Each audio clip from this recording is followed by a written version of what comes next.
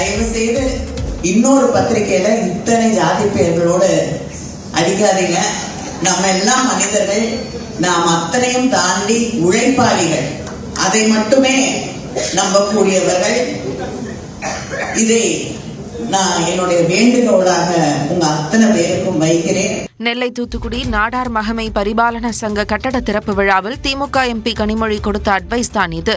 சென்னை எழும்பூரில் நடந்த நிகழ்ச்சியில் பங்கேற்று பேசிய கனிமொழி எம்பி, பத்திரிகையில் இடம்பெற்றவர்களின் பெயர்களில் இருந்த சாதி பெயரை சுட்டிக்காட்டி ஜாதி மதம் என்ற எந்த காழ்ப்புகளும் இருக்கக்கூடாது என்று கேட்டுக்கொண்டார். இது தந்தை பெரியாருடைய மண், பேரறிஞர் அண்ணா அவர்களுடைய மண். கல்வி கண்ணை இந்த ஜாதி மதம் என்ற எந்த காழ்ப்புகளும் பிரிவுகளும் இருக்கக்கூடாது என்ற ஒரே காரணத்திற்காக தன் வாழ்நாளெல்லாம் உழைத்த பெருந்தலைவர் காமராஜர் அவர்களுடைய மண், தலைவர் அவர்களுடைய மண். தமிழ்நாட்டில் இருக்கும் வியாபாரிகள் வெளிநாடுகளுக்கு பொருட்களை அனுப்பி வைக்கும் அளவுக்கு தொழிலை விரிவுபடுத்த வேண்டும் என்றும் கனிமொழி கேட்டுக்கொண்டார்.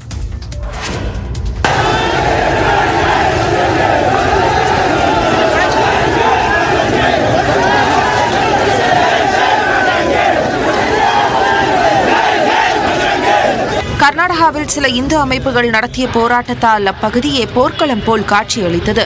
துறைமுக நகரமான மங்களூருவில் பண்ட்வால் பகுதியில் இன்று காலை திரண்ட விஸ்வ இந்து பரிஷத் மற்றும் பஜ்ரங் தள் அமைப்புகளின் தொண்டர்கள் முழக்கங்களை எழுப்பினர்.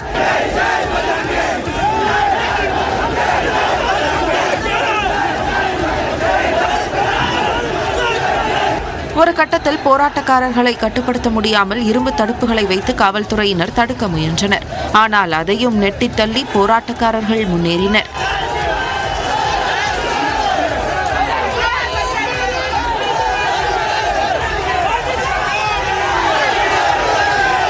மிலாது நபி நெருங்கும் நிலையில் சமூக வலைதளத்தில் உள்ளூரில் யாரோ பதிவிட்ட தகவலே இந்து அமைப்புகள் கொதிப்படைய காரணம் என கூறும் காவல்துறையினர் அது எத்தகைய பதிவு என்பதை கூற மறுத்துவிட்டனர். டெல்லி முதலமைச்சர் பதவியிலிருந்து ஓரிரு நாளில் விலக உள்ளதாக அரவிந்த் கெஜ்ரிவால் அறிவித்துள்ளார். மக்களின் தீர்ப்பை அறியும் வரை முதலமைச்சர் நாற்காலியில் அமர மாட்டேன் என்றும் சூளுரைத்துள்ளார். ஆனால் இது அரவிந்த் கெஜ்ரிவாலின் அரசியல் சூழ்ச்சி என்று பாஜக விமர்சித்துள்ளது.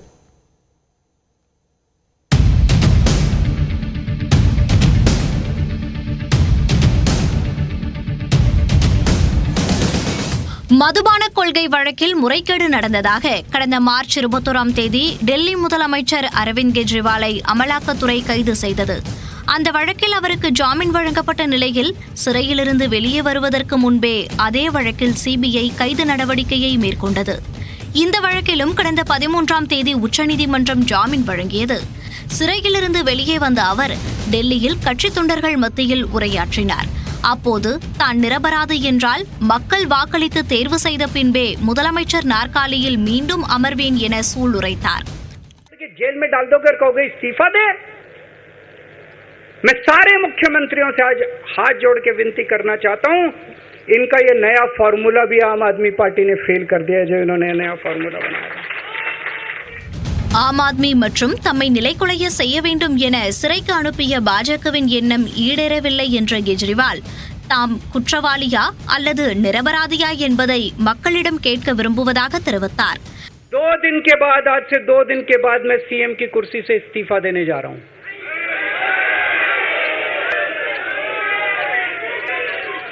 और मैं तब तक सीएम की कुर्सी पे नहीं बैठूंगा जब तक जनता अपना फैसला ना सुना दे. ஜனநாயகத்தை காக்க ராஜினாமா முடிவை எடுத்துள்ளதாகவும் கர்நாடகா, கேரளா, மேற்கு வங்க முதலமைச்சர்கள் மீதும் வழக்கு பதிந்து புதிய விளையாட்டை மத்திய பாஜக அரசு ஆடுவதாகவும் அவர் குற்றம் சாட்டியிருந்தார். அடுத்த ஆண்டு பிப்ரவரி மாதம் டெல்லியில் சட்டமன்ற தேர்தல் நடைபெறவுள்ள நிலையில் முதலமைச்சரின் இந்த அறிவிப்பு டெல்லி அரசியலில் சலசலப்பை ஏற்படுத்தியுள்ளது. டெல்லி முதலமைச்சர் அரவிந்த் கெஜ்ரிவாலின் ராஜினாமா அறிவிப்பு ஒரு நாடகம் என்று பாஜக தேசிய செய்தி தொடர்பாளர் ஷாசியா இல்மி விமர்சித்துள்ளார். राजनीतिक पैंतरेबाजी के उस्ताद हैं अरविंद केजरीवाल. वो जानते हैं कि वो इस्तीफा उनको 5 महीने में, जब वो लगातार जेल में थे, तभी दे देना चाहिए था. பதவி விலக முடிவு செய்த பிறகு அரவிந்த் கெஜ்ரிவாலுக்கு அவகாசம் ஏன் என்று டெல்லி காங்கிரஸ் தலைவர் தேவேந்திர யாதவ் கேள்வி எழுப்பியுள்ளார்.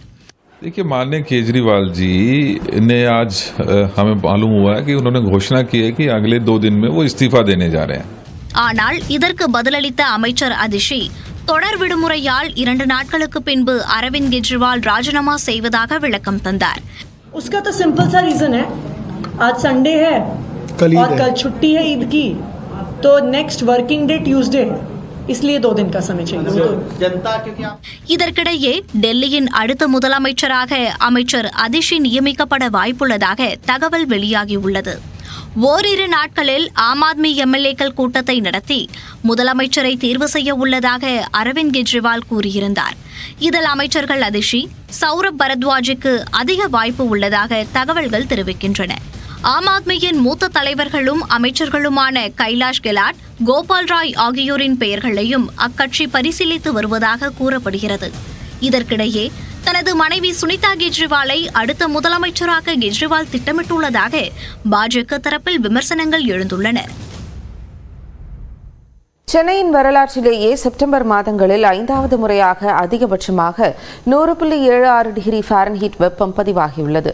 இதற்கு காரணம் என்ன? விவரிக்கிறது இந்த செய்தி தொகுப்பு. சென்னையில் காலை 11 மணிக்கு மேல் வெளியே செல்வோருக்கு சூரிய மண்டலத்துக்கே சென்று வந்த உணர்வை தந்து வருகிறது அண்மை காலமாக சுட்டெரித்து வரும் வெயில். ஏப்ரல் மே மாத கத்திரி வெயிலை நியாயப்படுத்தும் வகையிலாக கடந்த சில நாட்களாக பகல் நேரத்தில் வெயில் வாட்டி வதைத்து வருகிறது. இந்நிலையில் சென்னை வரலாற்றிலேயே 5வது முறையாக செப்டம்பர் மாதத்தில் அதிகபட்ச வெப்பநிலை பதிவாகியுள்ளதாக தனியார் வானிலை ஆய்வாளர் பிரதீப் ஜான் தெரிவித்துள்ளார். அதாவது இதற்கு முன்பு 1968 ஆண்டு 101.12 ஃபாரன்ஹீட்டும் 1883 ஆண்டு 102.2 ஃபாரன்ஹீட்டும் வெப்பநிலை பதிவாகி இருந்தது. அதன் பின்னர் கடந்த 1997 ஆண்டு 101.3 ஃபாரன்ஹீட்டும் 2009 ஆண்டு 101.66 ஃபாரன்ஹீட்டும் பதிவானது. அதன் பிறகு தற்போது 100.76 ஃபாரன்ஹீட் வெப்பநிலை பதிவாகி உள்ளது. குறிப்பாக நுங்கம்பாக்கத்தில் அதிகபட்சமாக இந்த வெப்பநிலை பதிவாகி உள்ளது. தென்னிந்திய தீப கர்ப்பகத்தில் வறண்ட வானிலை நிலவுவதால் தமிழ்நாடு முழுவதும் வெயிலின் தாக்கம் அதிகரித்து காணப்படுவதாக தனியார் வானிலை ஆய்வாளர் ஸ்ரீகாந்த் தெரிவித்தார்.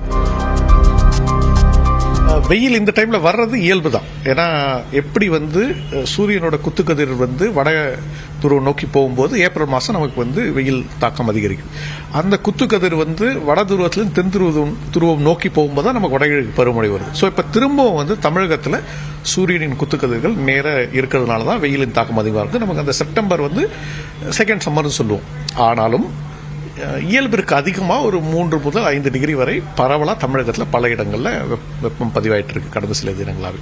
ஸோ வெப்பம் இருக்கும், ஆனாலும் கடந்த சில தினங்களாக இருக்கிற வெப்பம் இயல்பை விட அதிகமாக தான் இருக்கு. இது காலநிலை மாற்றம் காரணமாக ஏற்பட்ட பாதிப்பு இல்லை என்றும் இயல்பான மாற்றம்தான் என்றும் அவர் விவரித்துள்ளார். அடுத்த 2-3 தினங்களுக்கு கிட்டத்தட்ட இது மாதிரி இருக்கும். அதுக்கப்புறம் படிப்படியாக குறைய ஆரம்பிக்கும். அதுக்கு காரணம் வெப்பசலனம் காரணமாக ஏற்படக்கூடிய இடி மின்னலுடன் கூடிய அந்த மழை படிப்படியாக உட்புற பகுதிகளில் வர ஆரம்பிச்சு. அது வந்துருச்சுனால ஓரளவுக்கு கொஞ்சம் வெப்பத்தின் தாக்கம் தனிய தொடங்கிடும். அடுத்த சில நாட்களுக்கு வெப்பநிலை அதிகமாக இருக்கும் என்பதால் பொதுமக்கள் அதற்கேற்ப தங்கள் பயணங்களை மாற்றியமைத்துக் கொள்ள வானிலை ஆய்வாளர்கள் அறிவுறுத்தியுள்ளனர்.